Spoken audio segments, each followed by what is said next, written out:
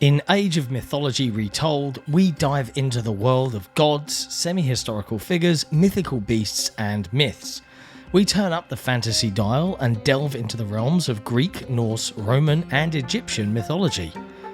Let's find out if this is one myth worth retelling with the XboxEra review of Age of Mythology Retold. Microsoft has heard the loud call from the strategy game community. For years, fans of Age of Mythology have begged for this game to receive the same treatment as the Age of Empires series. Age of Mythology was originally released back in 2002, so we're talking about a 22-year-old game. Are you feeling old yet? In 2014, an extended edition was released, bringing high-definition graphics to the Age of Mythology series. Unlike Age of Empires 2, Age of Mythology did not become a major esports game. In that regard, it is somewhat comparable to Age of Empires 3. However, I approach this game differently than the games in the Age of Empires series because, in my opinion, this game is not about the best balance and a perfectly crafted multiplayer experience. I'll come back to that later. Age of Mythology is more about experiencing a different kind of world. You play not only to win, but to also gain the approval of your god. You use this approval to train an arsenal of mythical creatures, ranging from cyclops to hydras, to be used in battle. Additionally, you have access to various so-called god powers, which you can use on the battlefield. Think, for example, of turning your opponents into pigs, summoning a lightning bolt, or calling forth an earthquake. It's all possible as long as you're in good favour with your god. So what are we talking about? You might be familiar with Norse and Greek mythology, as it's often used in digital entertainment, with prominent examples being God of War or Percy Jackson. When playing, you can choose between 12 gods. The 13th is a paid-for edition, and these are the major gods, and you'll likely recognise some or most of them. Poseidon, Thor, Zeus, Hades, Kronos, Ra and Loki are just a selection. Each god you choose has different minor gods that determine your tech tree in the game. For example, if you play as Zeus, you can choose to worship the gods Athena and Hermes. Each god gives you different powers and mythical creatures that you can use while playing, so there's many variations that are possible. This is also why I approach this game differently than, for example, Age of Empires 2. The balance is hard to find, as one god is often much better than the other, and not at the level like in Warcraft, Age of Empires or StarCraft. No, the difference between the factions is significant. Maybe they're still working on it and they're not making it easy for themselves, but the Tale of the Dragon expansion with Chinese gods that was added back in 2015 has not been added to this edition of the game. There was a lot of criticism on this expansion, so for the first expansion to Age of Mythology Retold, we'll see a fully revamped version of the original Tale of the Dragon content. And then balancing the total package will be even more challenging, with even more gods to deal with. Before we forget, this is the first time a game in the Age of series launches simultaneously on both PC and Xbox. As we've come to expect from World's Edge, the controls on Xbox are more than fine. It will never feel as comfortable as playing with a keyboard and a mouse, but I'd argue fans of the genre never expected World's Edge to create controls for Xbox that genuinely work so well.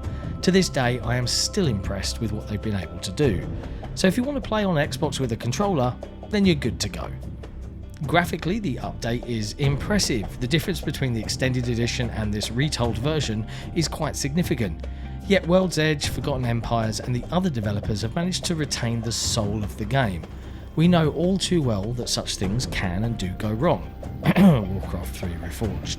The game runs smoothly, with only the occasional frame drop during high action moments, and the aforementioned action truly pops off the screen. The effects of your god powers are more than visible, and despite the various sizes of units on the battlefield, it remains an organised whole. In the campaign, the real-time cutscenes are a classic way to tell the story. Don't go expecting grand CGI movies like in Halo Wars 2, but the main campaign lasts around 15 hours depending on your playstyle. Some players maximise their economy in every mission until the action starts, and some scenarios are perfect for that. In total, there are 44 missions, and the first expansion of Retold will increase that number as the Chinese missions will be added. In short, plenty to enjoy. As always in the Age games, there's enough content to keep you entertained for many hours. Besides the campaign, there is a skirmish mode and a multiplayer mode. Sadly, I've encountered some strange behaviour from the AI in the skirmish mode. During my matches against hard AI, sometimes the enemy doesn't develop into the second or third age, nor does it attack or build up a sizable army. This means you kind of have to restart the game, as playing with or against an AI that doesn't do much isn't much fun. Other smaller and less important bugs include units not disappearing after they've died, and some glitches where UI elements suddenly change their appearance. The moment-to-moment gameplay is very similar to other classic real-time strategy games you might already be familiar with. You collect resources, build your base, train an army, and attack your opponents. Balancing your different resource streams has become a tad more accessible with Retold, as a minor gameplay change from the previous versions is that you now have the option to automatically distribute your workers to certain resources. That's especially convenient if you're playing with a pad. A major gameplay change from the original game has been implemented too. This Retold version allows players to use god powers multiple times. This means that the battlefield becomes even more chaotic during longer games.